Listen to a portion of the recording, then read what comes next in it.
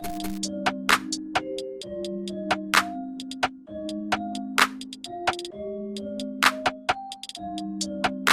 guys, welcome to my channel. Welcome back to my channel. So my name is Empress and I am a part of E Entertainment, and we own a 360 photo booth camera. And so today's video, I'm going to tell you some things that you should know before starting a 360 camera photo booth business or starting a photo booth business in general. I feel like some of this can apply to just other photo booths as well. So let's jump right into it. So the first thing that I would say that you should know before starting a 360 photo booth business is that yes, your first big upfront cost is obviously the 360 photo booth. Like, that is what's going to be your first utmost cost, is the 360 photo booth. There's all types of 360 photo booths. There's all different brands. There's different sellers. I did so much research on all types of different 360 photo booths. There's different sizes. There's different perks that come with buying from different sellers. And personally, we got ours from Amazon and we haven't had any issues with it. It's been good. I don't remember how much it costs, but I will pop stuff on the screen because I have no problem telling y'all how much we paid for it. But I believe it was around $2,500. It might have been less than that. I don't remember. And I'm sorry if y'all hear a lot of noise. I'm downtown and you guys are by the window, so you might hear police sirens. So I'm sorry about that. So like I was saying, your biggest cost is going to be the 360 camera, but there's other costs that go into it as well. We have 2 chairs, just in case we're at an event we want to sit down. So we bought chairs. We have a table that we bought, like a regular table. I'll put video clips in so you guys can see what I'm talking about and like kind of how our setup is. We bought business cards. We bought a money gun. We bought a bubble gun. We bought an Apple TV device so that we can hook our phone up to the TV so people can see. We have a TV. We didn't buy a TV. Luckily, we already had an extra TV in our house that we weren't using, that was up to date, that can connect with our Apple TV. It was already a Roku TV, but we have a TV. We bought a TV stand. We bought a cart. I'll show you guys this, pop stuff on the side. We bought a cart. Luckily we had a dolly from when I went to college and I used to have all my stuff. My stepdad bought a dolly.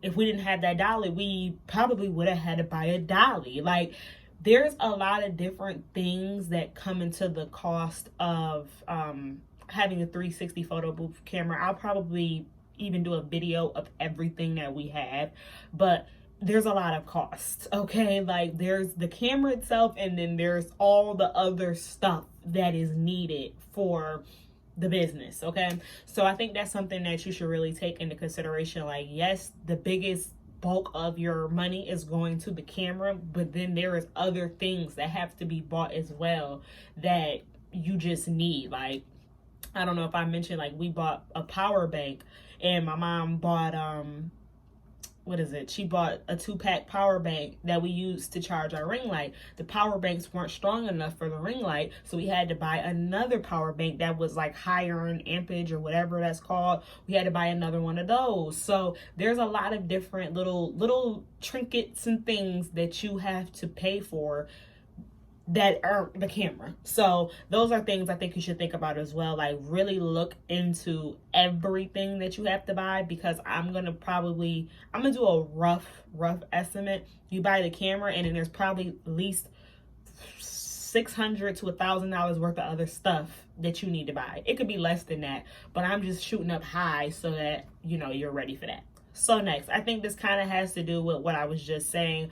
I just mentioned all of these things that we carry. So how heavy things are, that, I don't know a better way to word it, but that is basically kind of how it is. We have a good amount of stuff. So yes, you have to carry the base, and that is what we use our dolly for. We put the base on our dolly and then we can cart it in, but we still have to take the base out of our car. And my mom has Jeep Wrangler, so those sit up kind of high, so we have to take it out from her Jeep Wrangler and bring it down to the dolly. So that is another thing. And our base, I will put the actual size like right here, but I know it fits 2 to 3 people comfortably, and you can squeeze a 4th person on there. So I don't know the actual dimensions, but I think it's like 100, it's less than 150 pounds, the base itself. I can't remember the actual weight, but it's less than 150 pounds. So we always have to lug around that base because the base is the base of the whole camera. So the base can be heavy, and it's me and my mother, like it's two women. One thing I have noticed is that when you are at these events, most likely there's going to be a man there, and a lot of times the men will ask to help you. Every event we have done so far, the men have asked, can they help us, or do we need help? Like, so don't take that like, oh my God, it's so heavy. But please take that into consideration. When you're taking it out your car, for the first time, you probably won't have help other than whoever you come with. So if you're by yourself, you should really think about that, especially as a woman. Like, it is heavy. Also, I just named to you that we have like a cart. So we have a cart that we put our chairs in, that we put our table in. We have crowd barriers. I didn't even mention the crowd barriers. Those themselves are like probably 10 pounds each. So we have crowd barriers that we have. It's a lot of stuff. Like, most times we're taking at least 2 to 3 trips back to the car. I mean, we're taking at least 2 trips because we have to get the base. The base is its own. And then we have to get all the other stuff. And then sometimes all the other stuff doesn't fit in the cart. Our cart is long. I'll put up a video so y'all can see it is long, but we don't want to put a whole bunch of stuff and then it collapse right through the bottom. So take that into consideration, that you are going to need a partner probably. Or if you're by yourself, it's just going to take you double the time because now you got to go do everything by yourself. So that is another thing. So next, another thing I didn't even think of is your type of transportation. So like I mentioned, my mom has a Jeep Wrangler and I have a Chevy Trax. So she has a bigger, wider trunk than me. So our base fits inside of her car. We haven't even tried to see if the base fits in my car, but the way my trunk is, it's big and then it gets narrow as you go into the car. So we haven't even tried to put the base in my car, so I really don't know if it fits or not. But you really have to think about, does your base fit in your car? Now, I'll be completely honest, and I've seen a girl that probably had the same size base as me and my mom, and she was putting hers in like a Benz, like I don't even know, like I think it was a G-Class, but it was a regular Benz like car, not a truck. So it fit in her Benz car, but hey, but we have so much stuff that I know for a fact, like my mom couldn't fit all of everything that we take to an event only in her car. Like, we have crowd barriers, we have a table, we had 2 chairs, we have bags for the stuff that goes with the 360 camera that we need, like the poles and like the ring light and the power banks.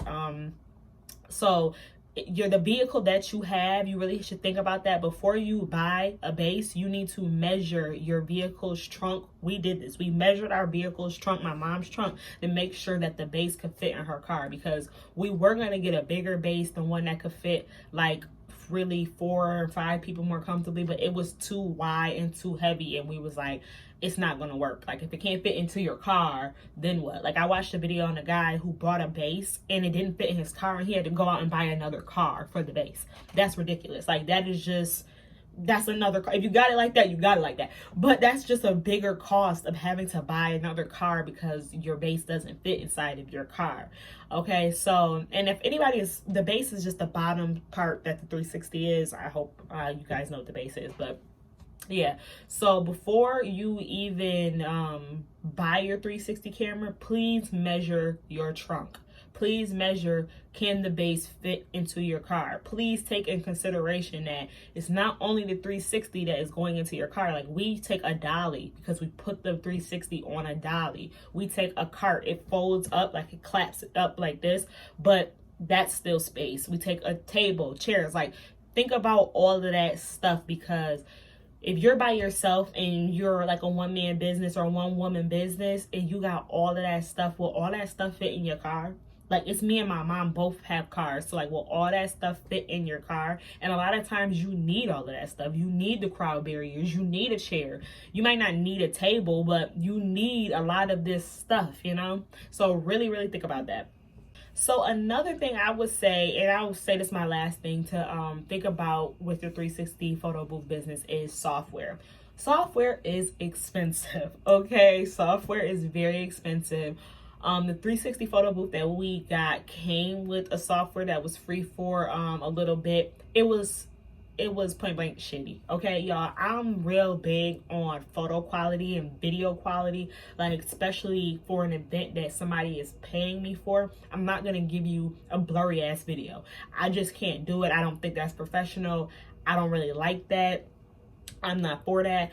So I was really big on making sure that the video looks good. Like, we use an iPhone 14, so like there's no reason why our video should be blurry and all that good stuff.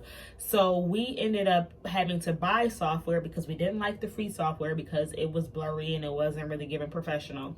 And we bought TouchPix, and TouchPix is like $129.99 a month, or $139.99 a month.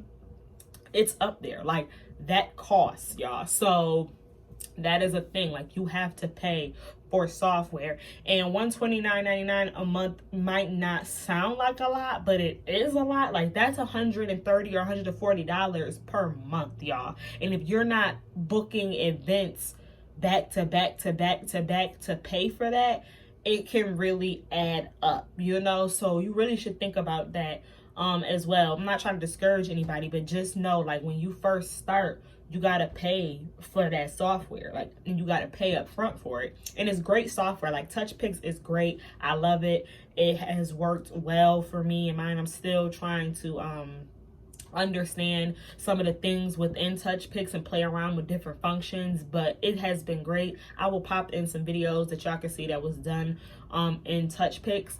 But yes, that is something that you really have to think about, is software price. And when like I told you guys, you should compare and contrast different bases and different photo booths before you buy them.